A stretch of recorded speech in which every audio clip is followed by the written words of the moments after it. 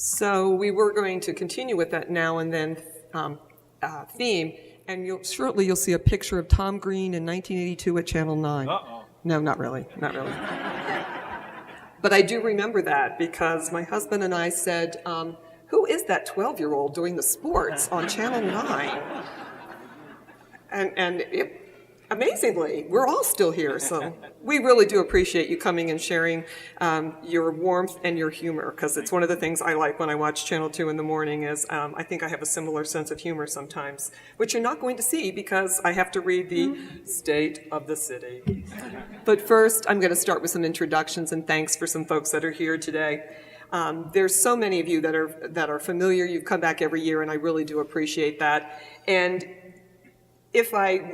I'm not going to do all the names because there were so many people here today, but I'm going to definitely thank the Rotarians for everything they've done, their president, Randy Pye, Nicole Davies. I know you've lived, eaten, and breathed this event for the last few months, and we really do appreciate that. I always think whoever gets to be the event chairman probably drew the short straw, so thank you so much. We always do appreciate the Embassy Suites hosting us. They managed to feed this many people with such a delicious meal in a quick time. There's a lot of officials in the building today. We have some of my fellow mayors. We have Mr. Ron Rakowski from Greenwood Village. We have, yay Greenwood Village. We have Mayor Jim Gunning, who's sitting with me at the head table today, and it's not that I don't like Mayor Ron and having him sit with me, but Mayor Gunning's only going to be in office about 3 more weeks, so I'm trying to grab all the Jim time I can get, and he's cheering. So, but it's been wonderful to serve, and he's been a mentor to me, so I wanted him to sit with me one last time. A number of our county commissioners couldn't join us today, but we really know that they are with us in spirit. There's a lot going on this time of year. I do believe we have our County Treasurer Sue Sandstrom may be here, and I hope so. Yes, yay! And a number of the dedicated staff from Arapahoe County, so thank you so much for supporting us. I know I have folks from Aurora City Council and Parker City Council, so we are looking darn regional this morning. Oh, listen, people are cheering. Parker's cheering. I think I know who that was. Yes, John Dyke, that was probably you. I want to thank certainly our fire districts. We have our chiefs. We have Chief Rhodes, who's turning around like he's surprised I was going to say something. Chief Baker. I don't think Chief Armstrong is with me today from Littleton, but we enjoy having all of you. Certainly, we love having our Arapahoe County Sheriff, Dave Walsher, with us today, and I put him at the head table in case Tom Green started to act up. I needed some protection. And certainly all those members of our school districts, Littleton and Cherry Creek schools, I know there's some board members that are joining us here today. You really do help make our community what it is. The school districts are the foundation of a great community. Certainly a lot of those special districts Tom mentioned, South Suburban, Aqua, Arapahoe Parks and Rec, SEMSWA, Water and Sanitation Districts, Arapahoe Library. The city doesn't do any of those things, and you do them really well. So we thank you for being here today, and hopefully I'm going to tell you some things about this specific part of the city, but when I speak about the city, it really does include all of you and what you do. Certainly I need to mention close to home folks. I'm going to list off our city council members that I'm proud to work with. We have Council Member Cathy Turley from District 1, Council Member, go ahead, let's clap for Cathy, yes. Councilmember Candace Moon is not with us today. She's traveling for work. We have Councilmember Carrie Penaloza. Woohoo! Councilmember Doris Trular. There's Doris in the back with the sheriff. She needed some, she's close. We have Councilmember Ken Lucas. All right. Councilmember Mark Gatto. Councilmember Stephanie Pico. And last but not least, Mayor Pro Tem and birthday boy, because today's his birthday, C.J. Whalen. I told him this party was just for him and his birthday. Oh, and you'll be singing at the end, in case you didn't know. I certainly want to thank our city manager, John Danielson, our city attorney, Bob Widener. They lead us on a great, great path. And our wonderful staff and contractors, and especially the communications staff that helps put today on. None of this happens without all the work that they do, the hours that we spend writing speeches, making presentations. They're a great team, and you're fortunate to have them. And certainly I want to thank the families of all of those that serve us in any way, shape, or form, and especially one right there that has to live with me, Jim. So thanks, babe. All right. Okay, I got a little less than 30 minutes. Hold on. All right, seems like only yesterday a group of us started campaigning for what was to become Centennial. Walking door to door, standing at grocery stores, you name it, we did it. It was important for us to control our destiny. We wanted to be a city with retail, business development, strong neighborhoods, an overall great place to live and work. The vision in 2001 was to be an intentional government. We wanted to do business differently, and I think we've succeeded. Our great city was the brainchild of a few good men that had breakfast together in 1998. Let me start by thanking these visionaries: John Brackney, Brian Vogt, Ed Bozier, Pete Ross, and Randy Pye, that name comes up again, for the idea to create our city. You do have to laugh at some of the photos. These are some good ones. Following the successful incorporation vote, Randy gave the bank president, Frank Peterson, $1 for the city's first office space, which was the Arapahoe Bank and Trust building. As city responsibilities and staff were added, additional space was necessary, so the city leased office space until 2008, and then we purchased our first building, the City Hall, which was formerly a credit union. And what an investment. We paid cash for the building and purchased the surrounding land, and we even got a bank vault. Not every city hall has a vault, but we do. It's for when those bad weather days come. We have our own tornado shelter. Since then, we've constructed an award-winning Centennial Center Park, and we've added a public works facility, all while remaining debt-free.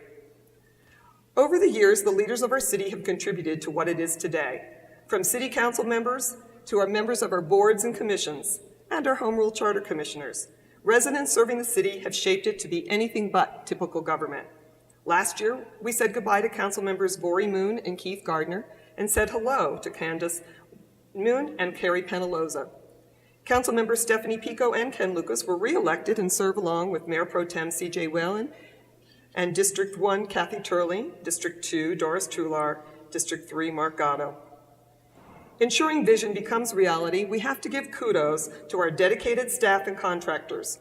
City Manager John Danielson has assembled a team that strives for innovation, efficiency, and excellence. As you see from the slide, we have many great partners, and it's a pleasure to work with you all. All the partners that help make the city what they are today.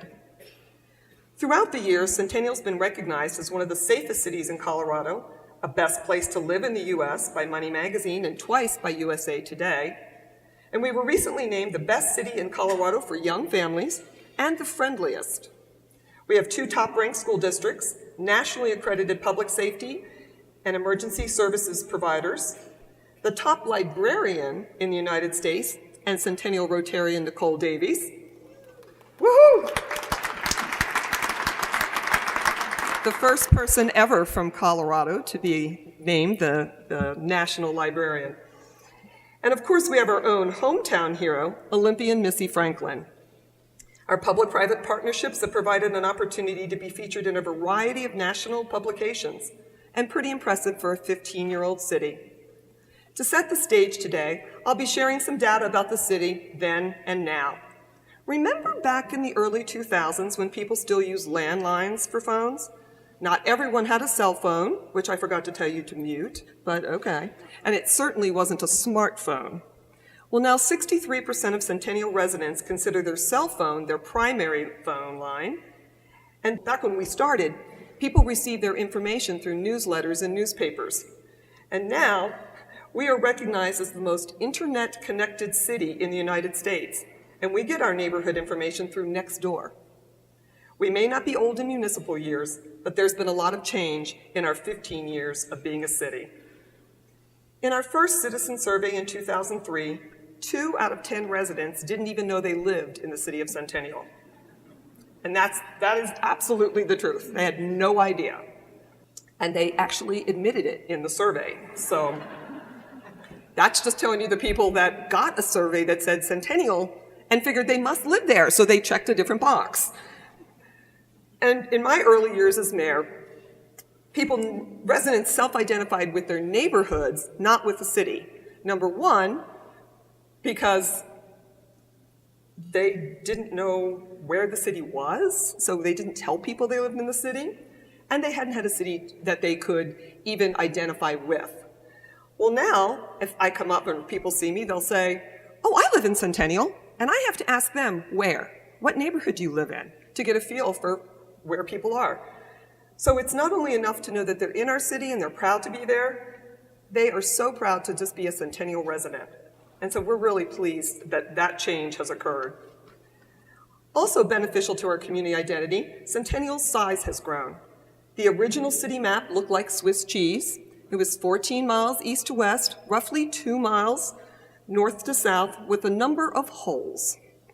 There were areas that remained in the county when we incorporated. They were a bit unsure about the benefits and the consequences of being in a new city. Well, over the years, many of these holes, and the majority of them, in fact, are now in Centennial, and most came in voluntarily. Parts of Willow Creek and Chaparral were our first annexations. Arapahoe High School, a cemetery, I needed the votes, to Galva Gardens, and entire business parks, such as the Centennial Promenade, Panorama Corporate Center, and the Dry Creek Corporate Center is now known as Innova Dry Creek.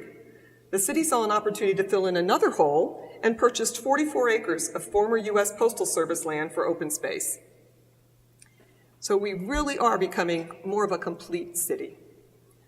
Our recent 2016 citizen survey results showed residents continue to rank the city excellent or good when it comes to being proud to live in Centennial, their neighborhood is a place to live, Centennial is a place to raise children, a place to retire, and the overall quality of life in our city. So necessary to protect that quality life, economic development is one of the reasons that Centennial exists today. The South Metro Denver area has always been a place of opportunity for businesses, and it plays a huge role in driving Colorado's economy. 7 of 9 Colorado-based Fortune 500 companies are located in the South Metro area, and almost 30% of the state's earnings originate here in the South Metro area. And through hard work, becoming a home rule community, and best practices, we know that in Centennial there are more than 6,000 registered businesses. Recent numbers show Centennial continues to prosper with 53% of our revenues generated by retail sales tax. And that's been increasing by more than $1 million each year. The city has a workforce population of more than 59,000 people and is home to a variety of industries, worldwide companies, and amazing small businesses. Throughout the last 15 years, Centennial has become home to Colorado's only IKEA and Topgolf, the only one, and continues to expand our key industries such as aerospace, telecommunications, healthcare, and construction, among others. The Jones District is currently underway as the city's first transit-oriented development. This 42-acre mixed-use project is located between IKEA and the Panorama Corporate Center and anticipates more than 1 million square feet of office, residential, and retail space. And while we mourn the passing of Glenn Jones and the Jones University, we are proud that his legacy will continue in Centennial. In 2003, citizens prioritized the fiscal health of the new city. So did our leaders, and the payoff is our economy is thriving. Centennial remains debt-free and has always strived to be good stewards of taxpayer dollars. We are fiscally strong now because we've been smart and safe with our finances, and we plan for the long term. And the business community contributes mightily to that fiscal health. To help encourage success for our businesses, Centennial streamlined processes and our development code, reduced the business personal property taxes owed to the city, and just launched a mobile Explore Centennial business directory. We hope you'll take a look at this. Shop local is what we're all about. Those initiatives seem to be working, as in the past year, we saw a 39% increase in the value of commercial building permits in both expansions and new businesses. From entertainment to lasers, childcare to senior living communities, banking to breweries, please join me in welcoming a few. Performance Cycle, which moved from Denver, Topgolf, Bad Daddy Burger Bar, Half Penny Brewery, Nubaru, Fast Enterprises, Peakview Assisted Living, and Home Goods are just a few. And I'd also like to thank Allosource, Oppenheimer Funds, Epicurean Catering, and many others who have reinvested in their Centennial locations. We're glad you want to stay. Of course, redevelopment will also continue to play an important part of Centennial's future. And while change can be hard, it can also produce wonderful outcomes like the South Glen area. Last year, Centennial's 80122 zip code was recognized as the third hottest zip code in the nation by Realtor.com. Houses spent approximately 2 weeks on the market, the shortest number of days in the entire United States. At that time, I'm going to say. The streets at South Glen is located in that zip code. How many of you remember shopping at the streets of South Glen? Yeah, a few. Some were probably too young to shop in South Glen as it was. No, not really. But it's hard to believe that it's been nearly 7 years since this urban mixed-use development opened. Adding to the mix, this year we expect to welcome Marshalls and Ross, and we are planning and encouraging for other redevelopment opportunities throughout Centennial. All right, speaking of planning, transportation is all about planning. When the city incorporated, there were not a lot of options to get to and from Centennial, but we survived T-Rex, which brought light rail to the South Metro Denver area. To further transit usage, City Council recently approved funding for the Dry Creek Light Rail Station platform expansion. This will reduce the walk times and add a kiss and ride to ease access for existing riders and benefit new development in the area. Construction will start soon, and we want to thank our partners, the Southeast TMA, the Transportation Management Association, SpyMed, and the Panorama Metropolitan District for helping to implement a new vision for that area. Who can go anywhere in the South area without talking about Arapahoe Road, specifically Arapahoe Road and I-25? Improving this interchange has been on the priority list for quite some time. More than half of the respondents to the 2010 Citizen Survey ranked reconstruction of this intersection as essential or very important. Our coalition with Arapahoe County and Greenwood Village worked hard to bring this to a reality. Well, this project is scheduled to start in just a number of weeks, so be careful. To the east, Arapahoe Road again, Waco to Himalaya. This was conceived by Arapahoe County prior to Centennial's incorporation. And since the city's first citizen survey in 2003, the project has once again been high on the list and been a priority for the city as well. Again, there was strong desire, years of planning, and partnerships with Arapahoe County, SEMSWA, and the City of Aurora. I'm pleased to share that after all this time, the project is underway and will be completed by the end of this year. And I'll get to stop talking about it. Well, Centennial is also involved with another project along with Arapahoe County, the Denver South TMA, and SpyMed. And it's to study short-term and long-term improvements for Dry Creek and I-25. We want to address the peak period congestion along that corridor. Recommendations should be coming in June of this year, so watch out for that and be a part of that discussion. The widening of C-470 is another example of partnerships and hard work. Led by Douglas County, Lone Tree, the C-470 Coalition is excited that contractor selection has just occurred for additional managed toll on auxiliary lanes on C-470 from I-25 to Wadsworth, and look for this project to begin this summer. So as you can see, there's going to be a lot of road construction in the South area. So travel wisely, but know in a couple of years, we're all going to be able to move around much, much more easily. As I mentioned earlier, Centennial's public-private partnership with what is now CH2M for our public works services is often studied for replication. At the time, it was the largest public-private partnership conversion in the United States. Safety and mobility on our roadways is always of utmost importance to our city. Street maintenance and improvements to intersections, signals, and operations over the years have benefited our residents and businesses, and we have many more planned in the near future. Traffic congestion is always a topic of conversation and a never-ending challenge, especially when the Denver metro area is so attractive to millennials. With each citizen survey over the years, traffic congestion ranks higher in importance. In fact, in 2016, 40% of survey respondents ranked congestion as the #1 priority in our city. That's we've only ever had anything has ever been 25% as a #1 priority. And in this year, traffic congestion, it alone was 40%. So it's definitely becoming critical. Recognizing this, the city chose improving mobility across all modes of transportation for its innovation team's first priority. Centennial was one of just over a dozen cities that were selected to receive a 3-year, $1.5 million innovation team grant from Bloomberg Philanthropies Foundation. The innovation team's function is in-house consultants moving from one priority to the next. And the Centennial Innovation Team, or I-Team as they're known, is working with our regional partners and coming up with innovative ways to help all of us get from point A to point B. The I-Team is currently working with our Senior Commission they're working on a Mobility Ambassadors program. Seniors helping seniors learn the various travel options and online tools to increase their mobility. Centennial, through the I-Team, is also the only city to join with Denver's United States DOT Smart Cities grant application. And the I-Team has much more coming, and so watch for that in hopefully coming very soon. I wish I could tell you some things, but they didn't come together in time for today, so just know, be watching what the I-Team does. Another initiative for us has been fiber. The City Council showed their commitment to enhancing fiber opportunities by dedicating $5.7 million early last month to implement the city's fiber master plan.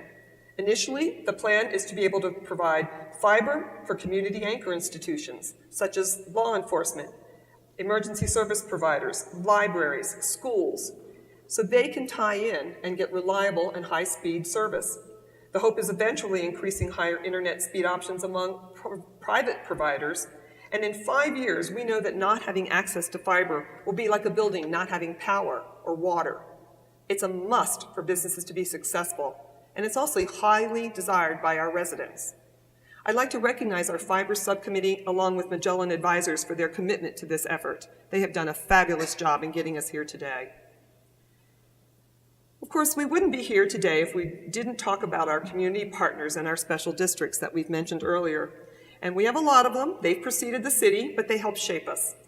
And there's been some changes over the past 15 years, but resident surveys confirm satisfaction with the level of service our special districts provide. So let's see how we react to change with an example of then and now. As Tom alluded earlier, the Sheriff's Department's going to have a change in uniform, and today we have some in the old and some in the new. So deputies, if you please stand up so everyone knows what our law enforcement will look like after next week. All right.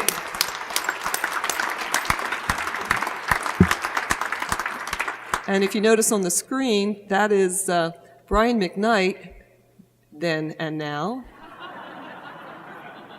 We decided not to label it because we didn't know if he'd want that for posterity, but those of you that are here get the inside information. So the old car, the old uniform, the new car, and the new uniform. So looking sharp. I think it's going to be a wonderful, wonderful look for the Sheriff's Department.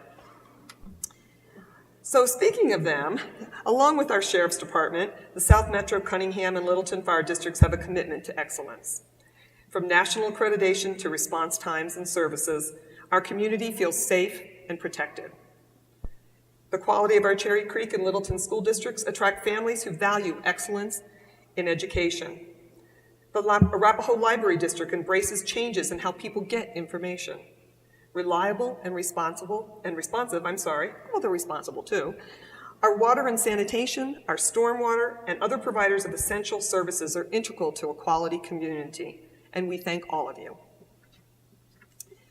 Upon incorporation, Centennial was already served by 2 park and recreation districts and had no open space, trail, or park responsibility of its own.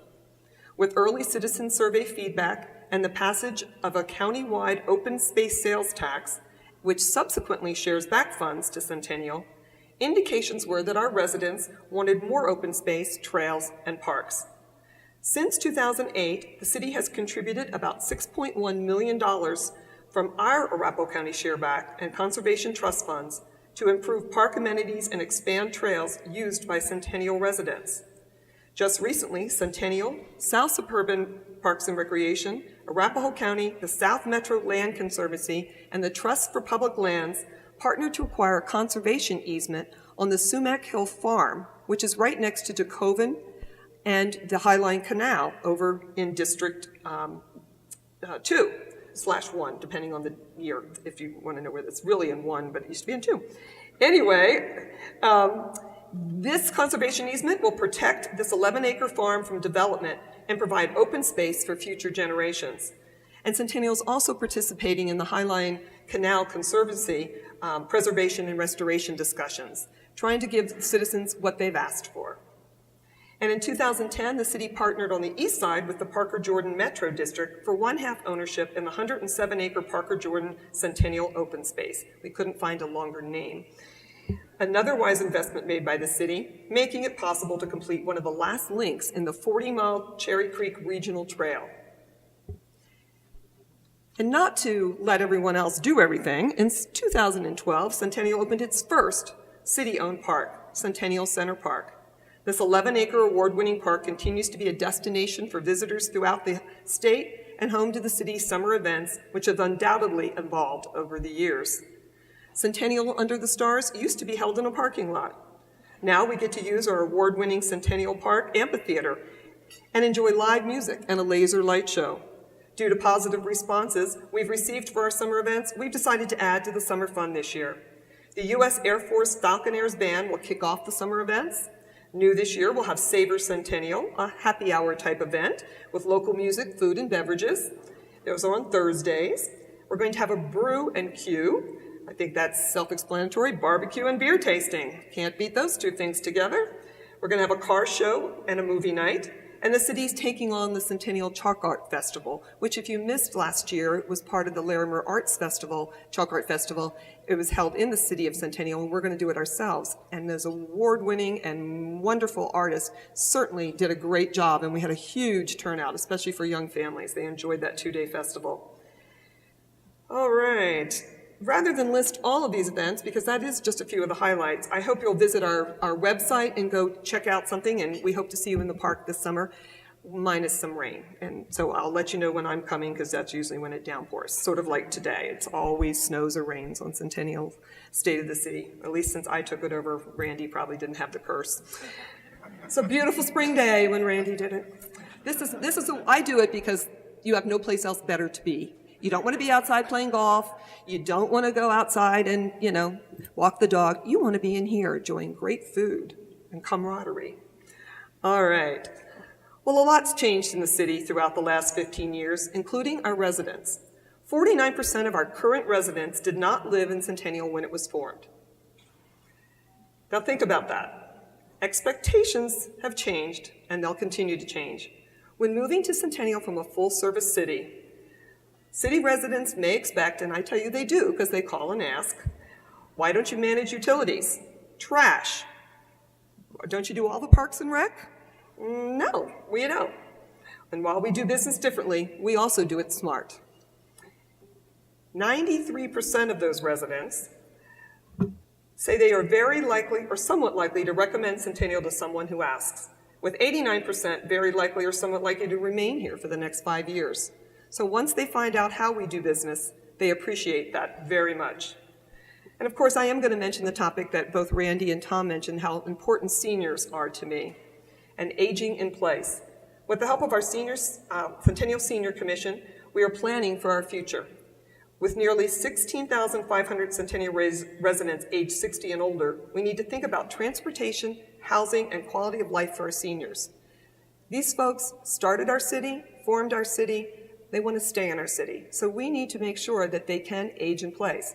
And that also is important to the city because things change as your population ages. And it's the first time in our city's history that the population will age and change, and we need to be prepared. And with that, our community has always been involved, has always strived to be the best it can be. And this year we're leading the development of a new comprehensive plan.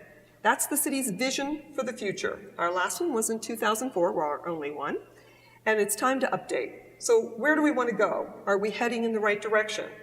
We'll also be updating our open space master plan as we've completed many of the projects that the citizens had required. It's important that we hear from all of you. We want to continue the trend of being the great place to live, and we can only do that with your help. Looking back provides a learning opportunity and hopefully affirmation that the path chosen was the right one. And our citizen surveys seem to provide that.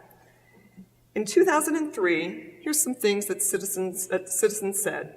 They thought Centennial isn't anything special yet, but they believe there's enough potential that they would vote for it all again. So that was 2 years after the incorporation. So, okay.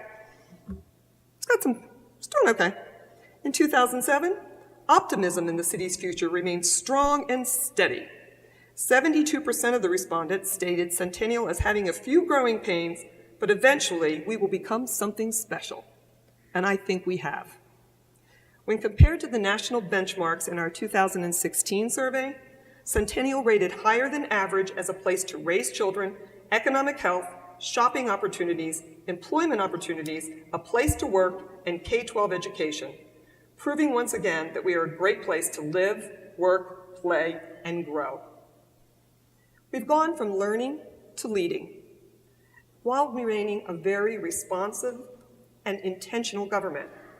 It seems the vision of those who formed Centennial remains much the same, and I believe that vision will continue to serve our residents and you, our community's partners, so much more and in the years to come. Happy 15 years, Centennial. Thanks for being here today.